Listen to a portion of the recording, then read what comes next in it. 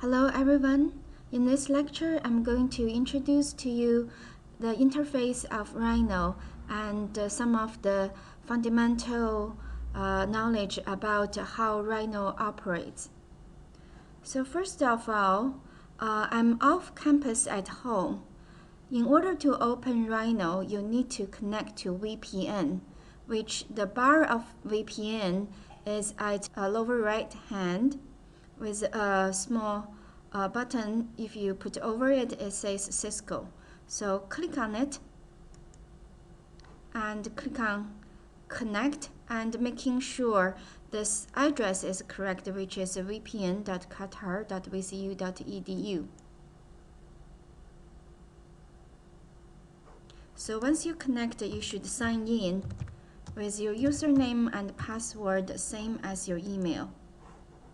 If you have a problem with signing in with VPN, you should go to IT as soon as possible.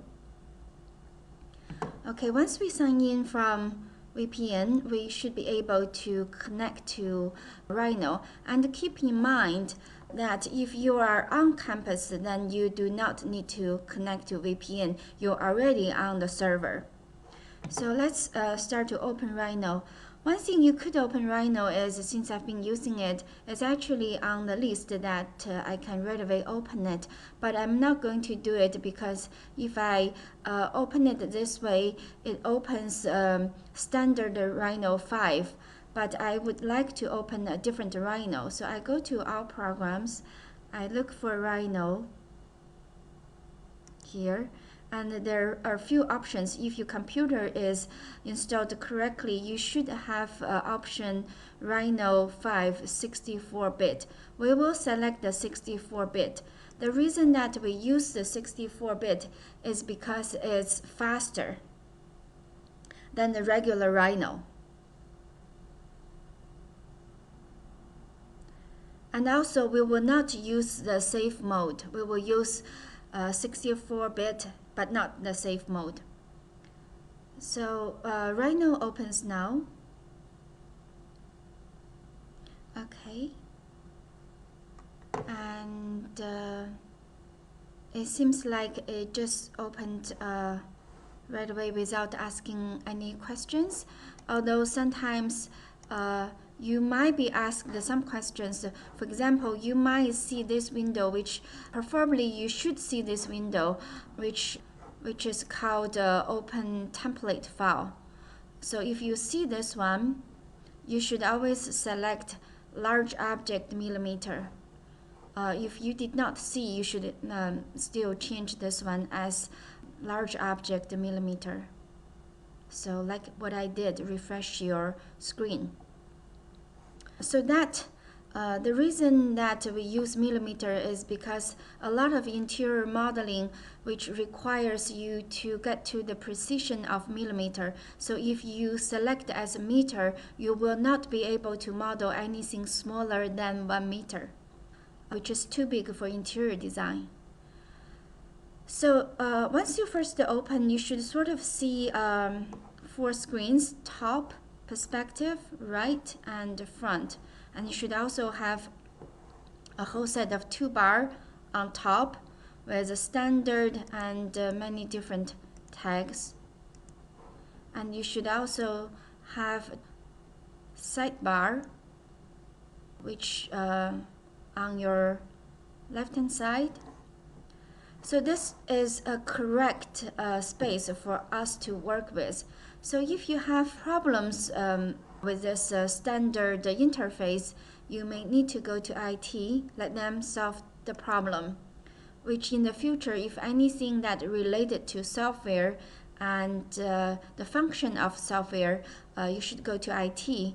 So another thing you could sometimes, let's say I messed around with a toolbar called, this is called the sidebar, and it's called Min. Let's say I close it, and I don't have this toolbar anymore. What do? Is you go to Tools, and you go to Toolbar Layout, and then I think I'm using default, and look for, or maybe mean is in there. I think it is actually called mean. Yeah. So I found this toolbar and select on the box, then the toolbar appeared again. So in the future, if just something disappeared, you could, if you can do some problem solving yourself, this is what you do, is to come to toolbar layout and bring out the toolbar that has gone missing. So I click on OK, and it seemed to be is taking too much of the space, so I'm going to try to narrow it to 2 rows. Okay, so that's pretty much about the standard interface. Now let's go into just a little bit about how the toolbars functions.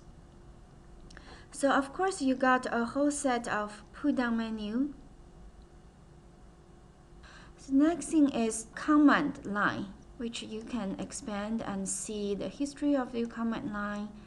And if you would like, you can also reduce the space. And next to it is standard toolbar, I would say, which has a lot of text. One thing that's interesting about Rhino is there are a lot of duplications.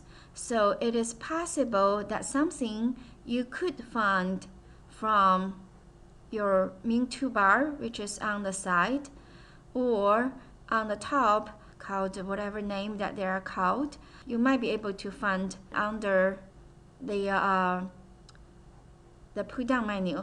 So for example, I'm going to show you the functions, which is called transform. Under your main toolbar, you have something called, and also, by the way, if you see something, a little triangle next to the toolbar, which means it is expandable.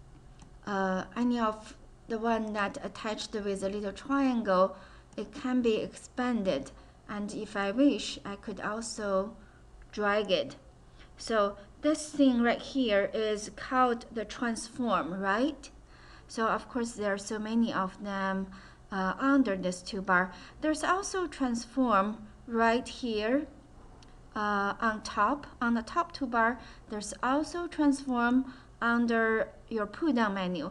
So you have 3 places with pretty much the same functions that you will need, which is move, copy, rotate, and scale. So you can find them at multiple places. And the toolbar that I dragged out, if I no longer need it, I can close it. I'll be able to find very easily and just go to the toolbar and drag them out again. So this means there's a lot of duplications. You will have a choice of how to use them, and whatever is the best way for you to use them. So the next thing I'm going to talk about is functions at fundamental level. I'm going to draw a line, which I will use my toolbar here, and because it's expandable, you can see there are many options, but I use the first one anyway. So I select the toolbar, and one thing I need to do, pay very careful attention, is to always read the command line. Whatever toolbar that you click on, the next thing, before you even do anything, you should look at the command line and see what this tool can really do for you. So now it's asking for a start of curve, which normally means a click on the surface. You could do it anywhere. You could start to click on top view, or you could even do it on the perspective, or you might even be able to do, anywhere else. So it's asking for a next point. At this moment, I just want to do something kind of flat on my top view. So my next point, and then keep asking for point. So I'm just clicking and creating. Yeah. So once you finished and happy with it, what you do is you press on the keyboard Enter. So then the command is finished. So this is the fundamental. And now you can look at it. This line actually appeared at all four windows, which looking like this shape on top, but pretty much flat on front and right, because all the point I selected is on the same height, because I draw something on the top view. So if I want to draw it on my front view, I could do it also. So this one is actually just different because it actually gives you a shape on the front view, not really on the right view. So that's the basic function. Is when you start any command, you click on a command and you pick a place to draw, which for this one I'm using a box. I'm using my perspective view to draw, and sometimes it's quite intuitive. You just click. So this one doesn't really look like a solid. So then here comes to another very important knowledge, the display mode. So I'm basically displaying everything with a wireframe. So even though this is a solid, but it appears to be a line. So what I do is I go and change a display mode. Maybe a rendered mode. Yeah, but the line disappeared. I kind of like to see the line altogether, so I'm using shaded display mode. So that's this lecture now. It sort of only teaches you the fundamentals and how the software works.